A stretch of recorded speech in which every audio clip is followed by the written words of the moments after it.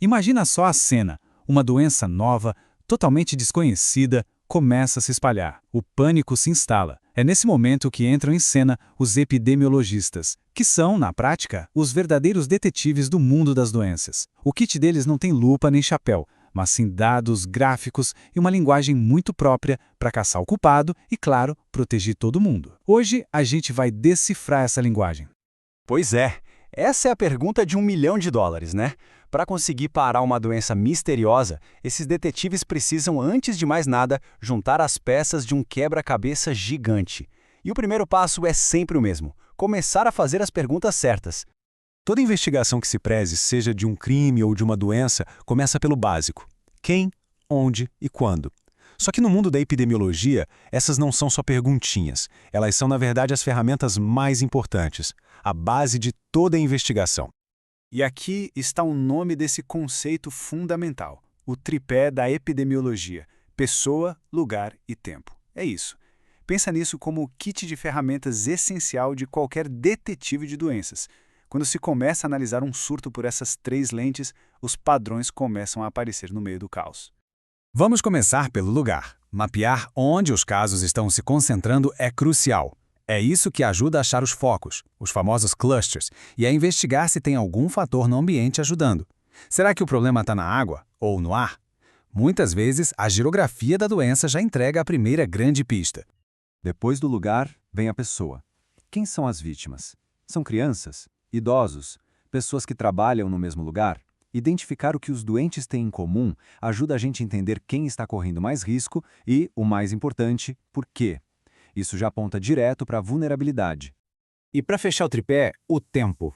Colocar os casos numa linha do tempo mostra qual é o ritmo do inimigo. O surto está crescendo muito rápido, está diminuindo, ou é uma coisa que vai e volta como uma doença de estação? O fator tempo nos diz se a gente está no começo, no meio ou, quem sabe, no fim dessa batalha. Beleza. Com as pistas iniciais na mão, quem, onde e quando, os detetives já conseguem começar a classificar o nível da ameaça. Estão lidando com um problema conhecido, um suspeito de sempre, ou é um invasor totalmente novo e imprevisível? A resposta para essa pergunta muda todo o jogo. Primeiro, vamos conhecer o tal suspeito comum, a endemia. Pensa, por exemplo, na dengue em certas regiões do Brasil. Infelizmente, ela está sempre por lá, num nível que já é esperado. A analogia com um prato típico é perfeita. É algo que se espera encontrar naquele lugar. Não é uma surpresa, é uma característica local. Em total contraste, a gente tem a epidemia. Aí a história é completamente diferente. Ela é o novo intruso. É um aumento repentino, alarmante, de casos muito, mas muito acima do que seria esperado. Se a endemia é o prato típico, a epidemia é um visitante que chega sem ser convidado e causa o maior alvoroço. É um excesso, um sinal de que algo saiu do controle. A grande diferença, então, está no tempo e na intensidade. A endemia é constante, um ruído de fundo que já se espera. A epidemia não, ela é um pico, um estouro súbito e que tem um tempo para acabar. É a diferença entre o barulho normal da cidade e uma sirene que dispara do nada. E a escala da ameaça também importa, e muito. Geralmente tudo começa pequeno, com um surto bem localizado num lugar específico. Se esse surto escapa e se espalha, ele vira uma epidemia. E se essa epidemia cruza fronteiras e se torna global, bom, aí o nome é pandemia. É uma escadinha de alcance, do local para o global. Certo. Agora que a gente já sabe identificar o tipo de intruso, precisamos entender como ele se move. E a principal evidência que os detetives usam para isso é a curva epidêmica. Pode parecer só um gráfico de número de casos ao longo do tempo, mas é muito mais. É a assinatura da doença. São as pegadas que ela deixa.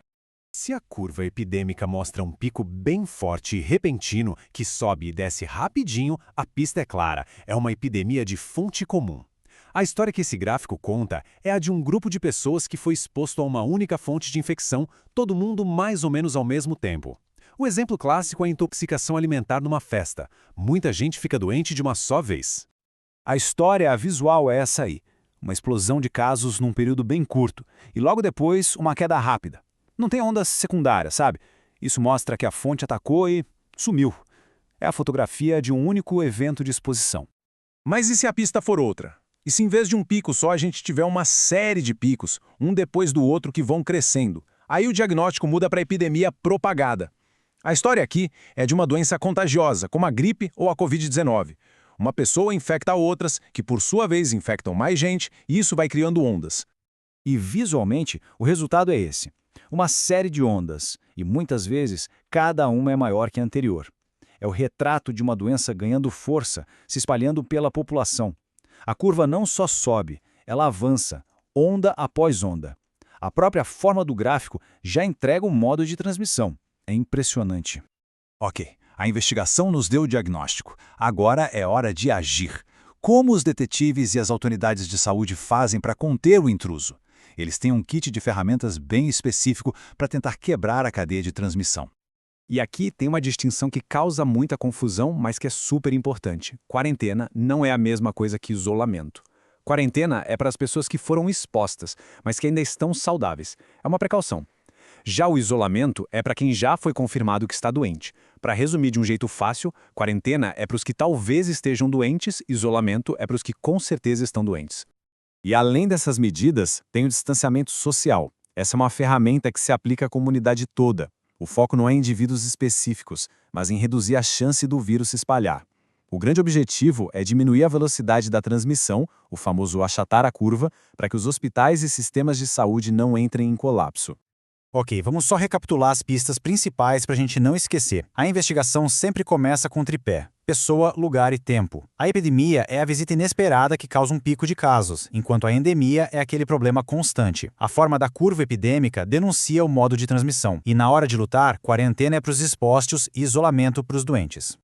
E agora fica a reflexão. Da próxima vez que o noticiário falar sobre um surto, uma epidemia, uma pandemia, esses termos não vão ser só palavras que dão medo, vão ser conceitos que a gente entende. Ter esse vocabulário nos dá uma ferramenta poderosa, a de compreender o que está acontecendo e por que certas medidas são necessárias. E conhecimento, no fim das contas, é sempre a nossa melhor defesa.